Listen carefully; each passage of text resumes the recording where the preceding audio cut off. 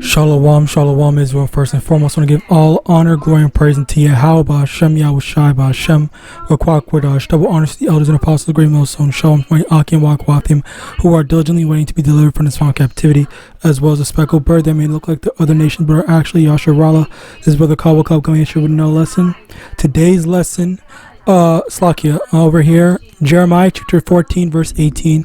The Lord is long suffering and of great mercy, forgiving iniquity and transgression, and by no means clearing the guilty, visiting the iniquity of the fathers upon the children onto the third and fourth generation. So over here, the main thing I want to talk about is over here it says Yahawash in Numbers 14:18 it says Yahweh, the Lord is long suffering and of great mercy, forgiving iniquity and transgression, and by no means clearing the guilty. So the Lord is long suffering, number one, and number two, and by no means clearing the guilty. What does that mean? It means that if you do something, then you are going to you're gonna have to pay for it. And this is what a lot of the wicked do, especially Esau Edom, where he's always what's that thing called? He is one of the main ones that does not want to accept his the wrong that he's done. So he basically went around, did all the evil he did. He harmed people and whatnot. Yet he expects to just get away with it scot-free, when that's not how YAHAWAH works. The Lord may be merciful, but if you do something, especially if you do something maliciously, then you definitely have to pay for it no matter what. All right, and that's the thing, Slakia. That's another thing in Christianity where people say, "Oh, you just forgive, you forgive, and stuff like that." Well, the only reason why they say forgive is because they want Jake to forgive them about slavery. They want Jake to forgive them about the systematic oppression and more. So as a result of that, that's why they say, "Oh, just forgive. Don't fight back. If someone attacks you, just forgive them. Let them do whatever they want." Allow someone to constantly barrage you with abuse.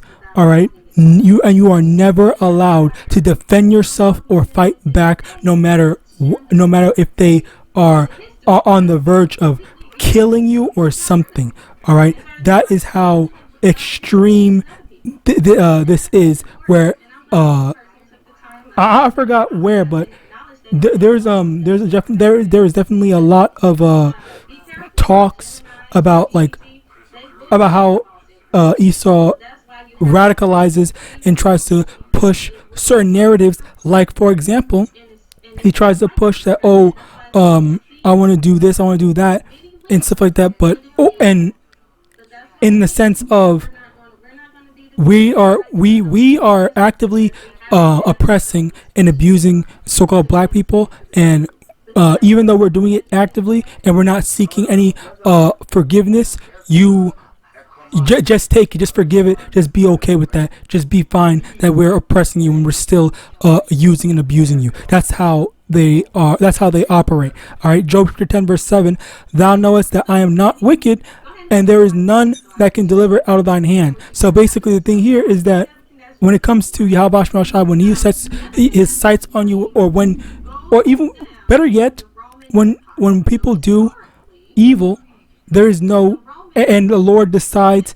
Obviously, the Lord Yahawash can forgive, yes, but that doesn't mean that, okay, well, you're just completely exonerated from it. All right, there are certain things, there are certain judgments, all right, where Yahawash, he is definitely going to make sure that you did this, you did that, or you were wicked, or you did something and you knew that you shouldn't have done it, but you did it anyway because you didn't care. Then you are going to answer for that. All right, Yahawash is not no sucker that you can exploit and say, because God loves me, or I'm gonna take care, or He's gonna forgive me for murdering 50 people and stuff like that. Like, no, that's not how things are gonna work. All right, and the thing is that YAHAWASHI, he's not going to forget. Even especially with people, they might forget what they did, but the Lord is not going to forget. He's always going to remember, and he's keeping track of all that. Now let me also get this. Ecclesiastes chapter 3 verse 1, to everything there is a season and a time to every purpose under the heaven. I just want to jump down to over here. Verse 4, a time to weep and a time to laugh, a time to mourn and a time to dance, a time to cast away stones and a time to gather stones together, a time to embrace and a time to refrain from embracing, a time to get and a time to lose, a time to keep and a time to cast away, a time to rend and a time to sow, a time to keep silence and a time to speak. And the thing here is how, the Lord, he has his own system of things where, one of the big things is that people don't understand how the YAHAWASHI, is his process work. Which I'm not saying that I know perfectly or whatever. All right, but generally, what the Lord does. Let me see if I'm out of precept.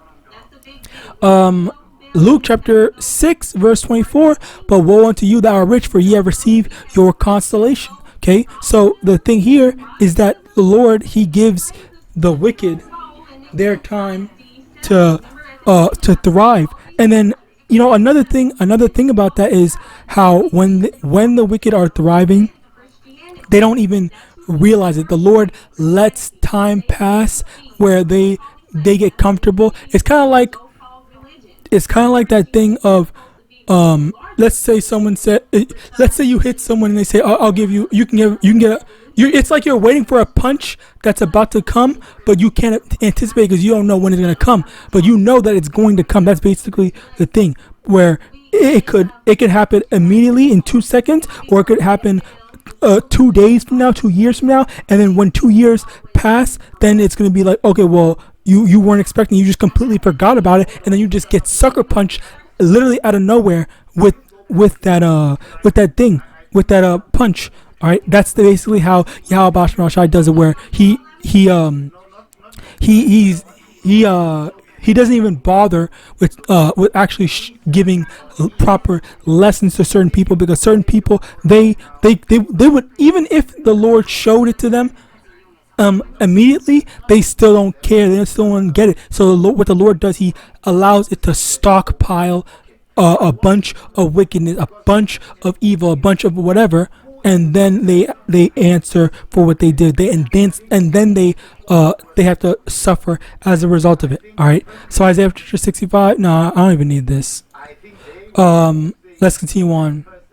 Luke.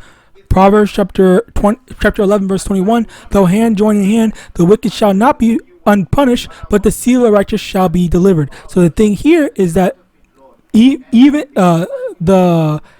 though the wicked might seemingly get away with it, you can definitely know that YAHAWASHI is not going to allow them to get away with it. That the Lord is cooking up a plan, cooking up a recompense, cooking up a rebuke for them for what they've done. All right, there's no getting away with it with YAHAWASHI. All right. Now, Ecclesiastes chapter 8 verse 11, because sentence against an evil work is not executed speedily. I should have read this earlier. Ecclesiastes chapter 8 verse 11, because sentence against an evil work is not executed speedily, therefore the heart of the sons of men is fully set in them to do evil. So because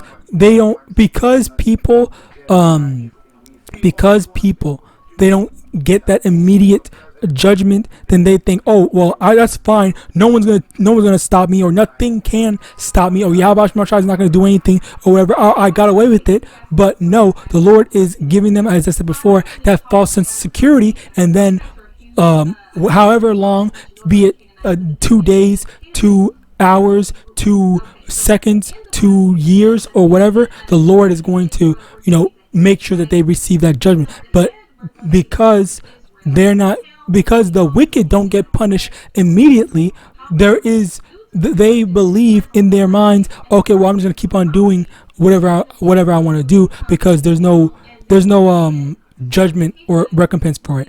All right. And finally, Psalm 73 verse 3. For I was envious at the foolish, and when I saw the prosperity of the wicked, for there are no bands in their death, but their strength is firm. They are not in trouble as other men, neither are they plagued like other men. Basically, the thing here is, yeah, the wicked, they get to get away with certain things seemingly, but ultimately YAHAWAH is going to make sure that they suffer for it. So with that, I pray this lesson was edifying. I want to give all honor, glory, and praise unto Yahawah, Hashem, Yahawashi, Hashem, Double honors to the elders and apostles, great millstone, above all, and Shalom.